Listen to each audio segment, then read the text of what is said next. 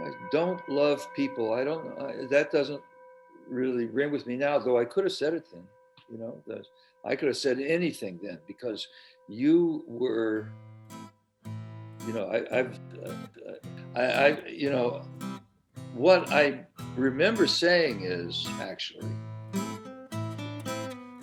you can never trust the poets, but you can always trust the poem. That's what I remember. I remember don't love people, love poetry. Is that what I remember? Uh, Yeah. I decided to reach out to the person who first really broke my heart, Bob, because I have a memory from when he did and how it changed me. He helped me switch my dependence on people to a dependence on my own art. What I remember is I was in college in Rhode Island, and he had a poetry club in New York, and I used to get myself out of the comfort zone, pack a bag with things that were not quite me, take the train, and get the guts to walk up the stairs and recite poetry in this club. What I remember most is my first night. I was on stage, I was nervous, and I could see him in a spotlight in the back. He stood up from his seat and he started clapping these huge, magnanimous claps at my direction. Like, whoa, this girl has it. He said as much. you know, I never met anyone so full of life, as you.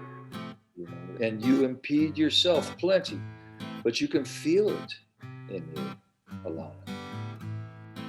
You can imagine what that would do for an over-disciplined girl in college. It filled me with the sense of being powerful, and I threw myself after him.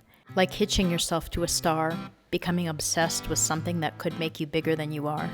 I knew he had a wife, this beautiful painter, actually, but it didn't matter. I ripped my chest open and I ran after him. I remember having a bit of, this obsession in heartbreak.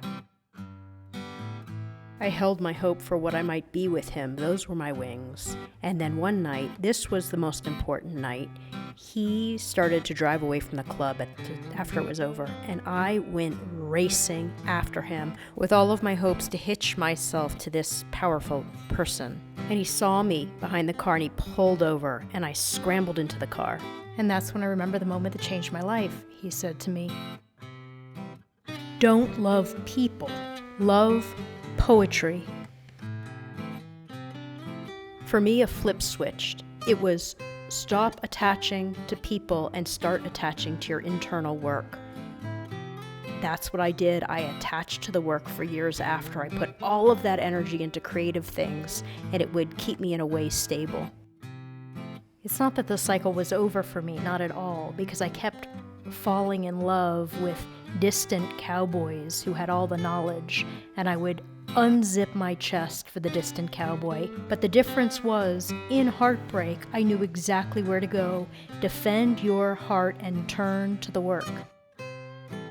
I sometimes wondered if this was just a defensive cave I was in, so that was one reason I turned to Bob. If you remember, don't trust people, trust the poem. It's the same thing because I think all people are poets. We all use language, and language, if it weren't for poetry, there wouldn't be language. People had to name things, which is what the poem is still doing. There's there's you and there's the universe. I mean, it's hell is other people.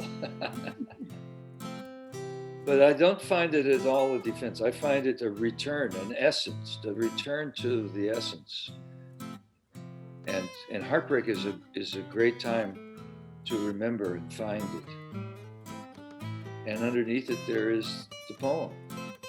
I mean, it's always there. Of course, what I'm really interested in is the next poem. Thank goodness for the next poem. The people come and go. The poem is always there and it's always changing its form. And it's not that it's better.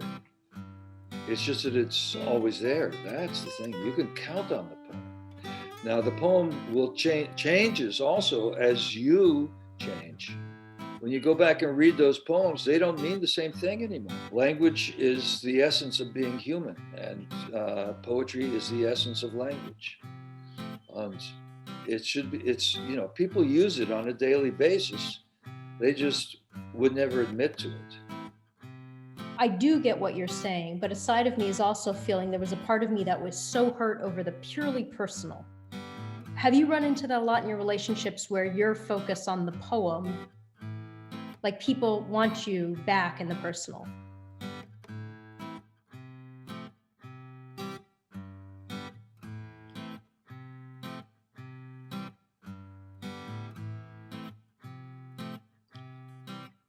Well, when they want me back to be more present, it's generally not the poem that's on my mind. Maybe that's a difference between you and me. Maybe it is for you, that place where you are is the poem. For me, that's a place just of fears and horrors and my whatever else. So it's not either or for me. You know, the poem is always there, regardless of the pain or the love. But it's an inspiration for both parts. Maybe it's more of an, you know, you have a lot of love poems. You don't have so many breakup poems. You know?